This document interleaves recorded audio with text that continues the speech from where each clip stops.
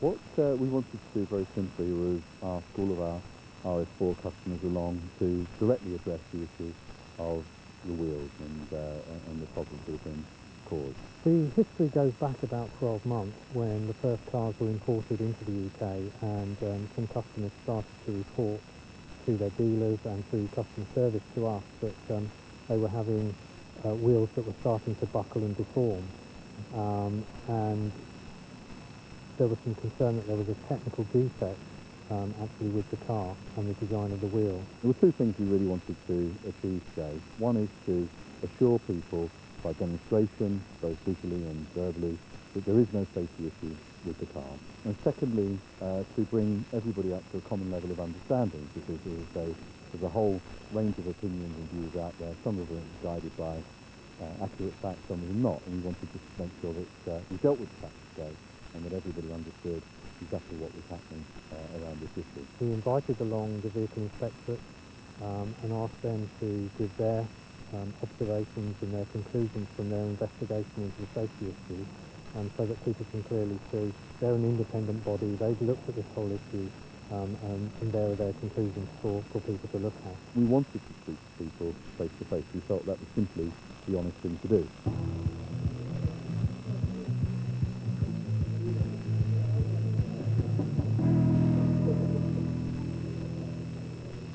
I'd like to thank you first of all for taking the time out to be with us today. I know you're all on tight schedules, you've got an awful lot to do, so taking the time to be out to do this is greatly appreciated. Today, in many ways, is quite an unusual day.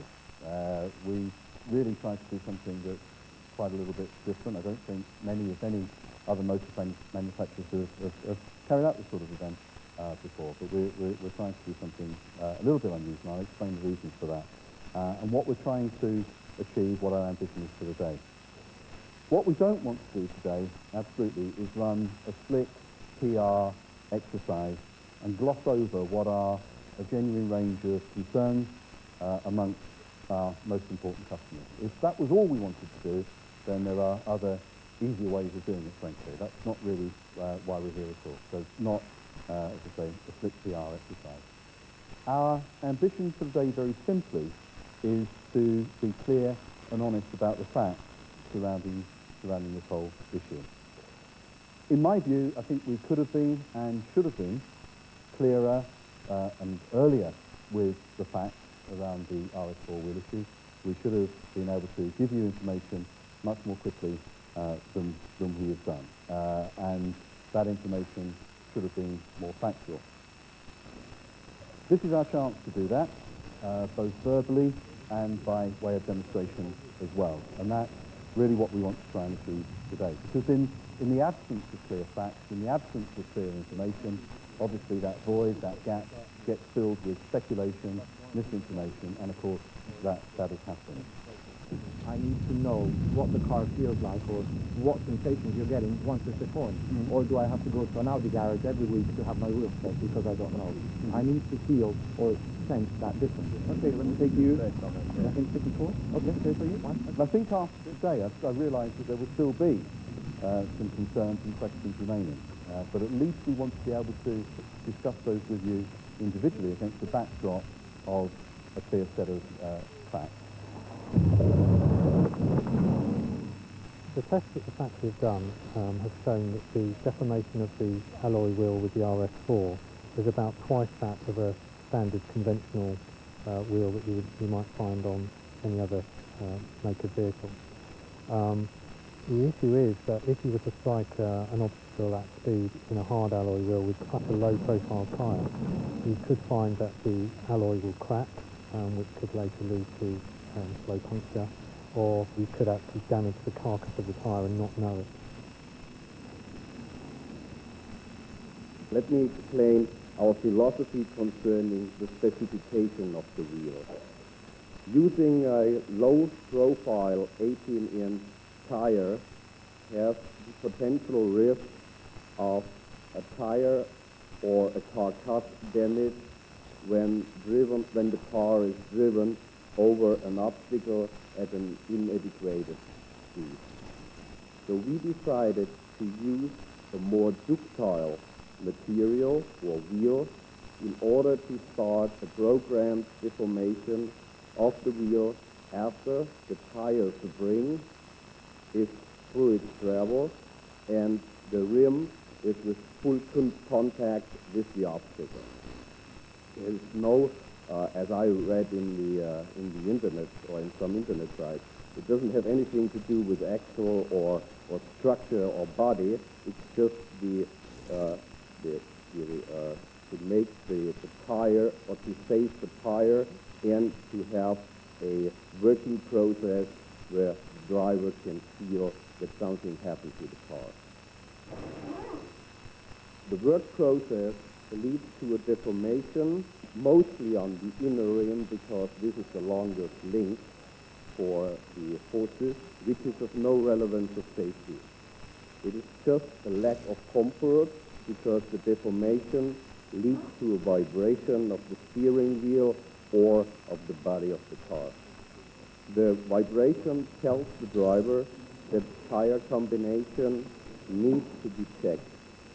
This is a clear safety philosophy. You have full maintenance of driving safety and road holding ability. You only have that lack of comfort caused by the vibration. The vehicle inspectorate got involved because they were asked to look into this matter by a number of customers who had concerns that with an alloy wheel that can deform so easily, was the vehicle actually safe? The evidence available to us at this time, after those investigations, led us to believe that a concern did not exist for the following reasons. The impact felt when we were in the vehicle, it was driven over an object at about 30 kilometers per hour, was pretty severe. Severe enough, in fact, to cause Stuart Jenkins and I to think that we'd done some fairly major damage to the vehicle because we asked them to stop because we wanted to get out to see what we'd done. And we were convinced at that point that there must be some damage to the underside of the vehicle, but on inspection, that was not the case, and there was no evidence of any problems with the tyre or detachment of the tyre at that point. We then proceeded to do other tests with this vehicle over the same object placed in the road at speeds up to 40 and 50 kilometers per hour, with the results in very severe impact. But again, after examination, after we went over those obstacles, we could detect no problem with the suspension or any part of the vehicle, except at this point there was some deformation of the wheels. Then we came to drive this vehicle in this ride and handling circuit, high-speed driving and braking tests as well, and we could not detect any changes in the handling or behavior of the vehicle other than clear evidence right from the start that there was a vibration in the steering caused by the deformation of the wheels, which we believed at that point would have become apparent to the driver right from the word go. So to summarize, we have done all the tests that you're going to do today or observe today, and we are satisfied that a safety risk does not exist, that nobody's life is going to be put at risk should these wheels deform. But what we are going to say is if you do deform them to the point where you are going to feel it with the steering wheel, you should have stopped long ago because the impact was pretty severe. The wheel has been designed from the very start to deform when it strikes an obstacle in order to protect the carcass of the tyre.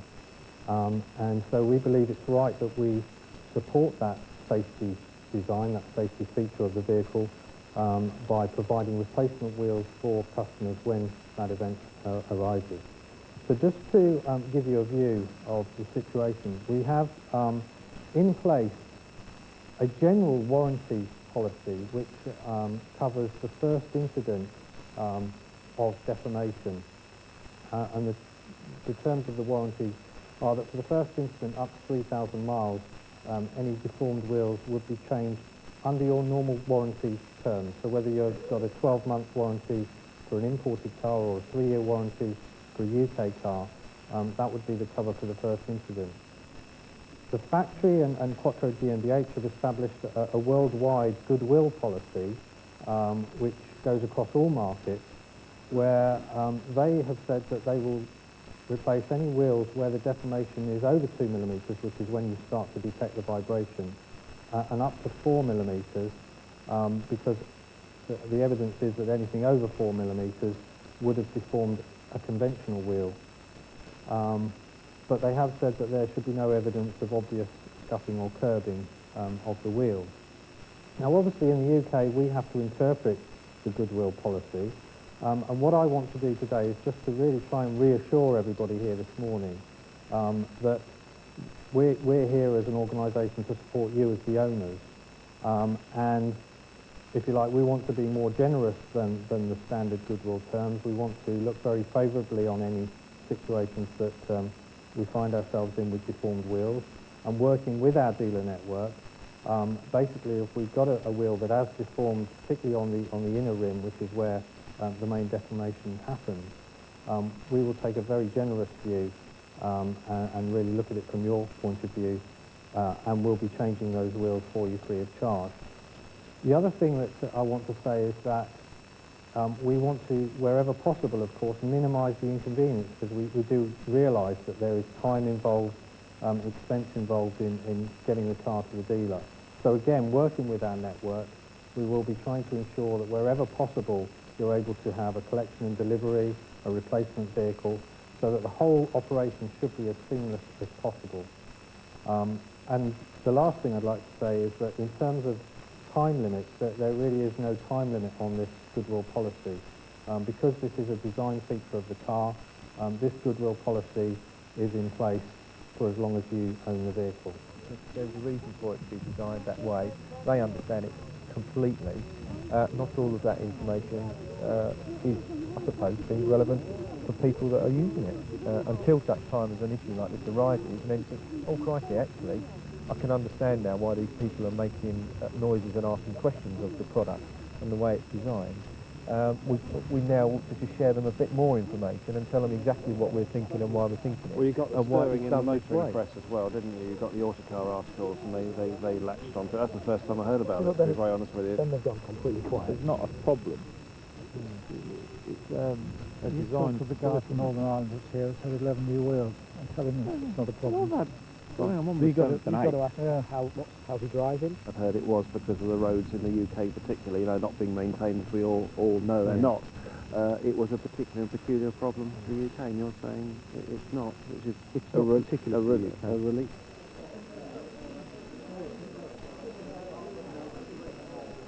I've had cars that have done this before, BMW, Alpina rims. I've dented Alpina rims. I've been down the pothole, great big wide rims, low profile tyres, but that was me. Wasn't the rim. You've only got that much tyre, haven't you? What do you expect? I've had a more conventional wheel and tyre perhaps because it's an estate car. Not really a conventional car, Actually, is it? well, The rocket we say actually it's a sports car disguised as a station wagon. My feeling is, talking to customers during the day, that 9 out of 10 seem very happy with the solution that we have, with the fact that we now have confirmed that there is a lifetime goodwill warranty on these wheels. But what we do need to do is to address perhaps the 1 in 10 who still feel that they're not happy with the current wheel. And we've agreed to go away and look at that and see if there is an alternative that we could offer them as a harder wheel, although obviously they would then lose the safety benefits. But we will work that through in the next few weeks and be in communication with the customers. The first thing we've got to do is, while there's no safety issue with the wheel, there is clearly a customer care issue. We've got to resolve that.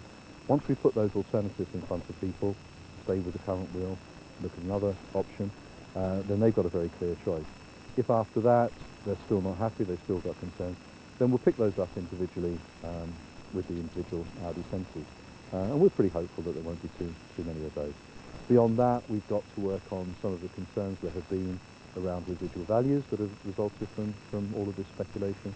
And I'm absolutely confident we can manage that, because we're talking about a relatively small number of vehicles, and I think we can make sure that this is still one of the most desired and sought after used cars ever. The RS4 is an exceptional car, very high performance, but it is a family estate car.